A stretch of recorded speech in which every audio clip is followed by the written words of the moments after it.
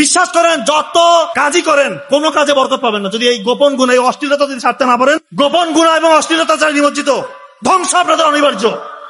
এখন আমি একটা কথা বারবার বলি, এমন কোন স্টেজের স্টুডেন্ট নাই আমাকে ফোন দিয়ে কান্নাকাটি করে না, যে গোপন গুণায় লিপ্ত না বুঝে করে ফেলেছে, আজকে জীবন হেল হয়ে গিয়েছে, তার স্মৃতিশক্তি কাজ করে না, তার চেহারা উজ্জ্বলতা নাই, চুল পড়ে যাচ্ছে, বিয়ের পরে সংসারগুলো টিকতেছে না। প্রবাসী ভাইরা বলতেছে, স্যার এমন ভুল করছি, এই যে অশ্লীলতা ছড়াচ্ছে, এই যে মোবাইল ফোনগুলা, এগুলোকে দেওয়া হয়েছে যুবক সমাজদেরকে ধ্বংস করার জন্য। আর এখন যুবক সমাজ এই ফাঁদে পা দিয়েছে, এটা শয়তানের ফাঁদ। এই কাজ করবেন না, গোপন ইবাদত করেন, আল্লাহর কাছে এইটা থেকে মুক্তির জন্য দোয়া করেন, না হলে কোনো মুক্তির রাস্তা নাই।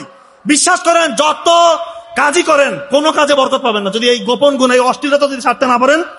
আপনার পতন সুনিশ্চিত। আপনি কত বড় হয়েছেন, আপনি ছাত্র, শিক্ষক, বড় মেম্বার অফ পার্লামেন্ট, ডাক্তার, বিজ্ঞানী, আপনার পতন সুনিশ্চিত।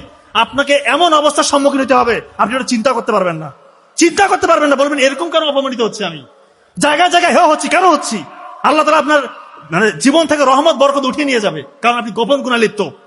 এই দয়া করে গোপন গুণা ছেড়ে দেন, গোপন ইবাদত করেন, আল্লাহ তাআলা আপনাকে আকাশচুম্বী সাফল্য দেখাবে ইনশাআল্লাহ। আপনারা একটা গল্প বলে শেষ করি। এক তরুণ বালক, সে তার শিক্ষকের কাছে গিয়ে কান্নাকাটি করছে, চোখের পানি ফেলছে, চেহারার মধ্যে হতাশা। শিক্ষক বলতেছেন, বাবা তুমি কাঁদো কেন, কি সমস্যা?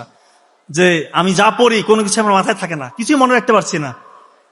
এক দৃষ্টিতে বালকের দিকে তাকিয়ে ওই শিক্ষক বললেন যে, বাবা শোনো, জ্ঞান হচ্ছে আল্লাহ তাআলার নূরের আলো। এই আলো সেই হৃদয়ে স্থান পায় বা স্থির হয় যে হৃদয়ে কোনো গোপন গুনাহ, যে হৃদয়ে কোনো পাপ বাস করে না। ওই দিন থেকে উনি পাপ থেকে নিজেকে মুক্ত রেখেছেন। ওই ব্যক্তির নাম জানেন? ইসলামের 4 ইমাম, তার এক ইমাম শাফি রাহিমাহুল্লাহ। ওনার যে মাযহাব, ওনার কোটি কোটি ওনার অনুসারী রয়েছেন। এরপরে উনি শুধু ইতিহাস রচনা করেছেন।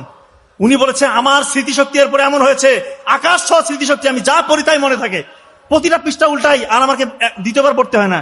এত স্মৃতিশক্তি আল্লাহ তাআলা তাকে দান করেছে। সে অশ্লীলতা থেকে নিজেকে দূরে রেখেছে।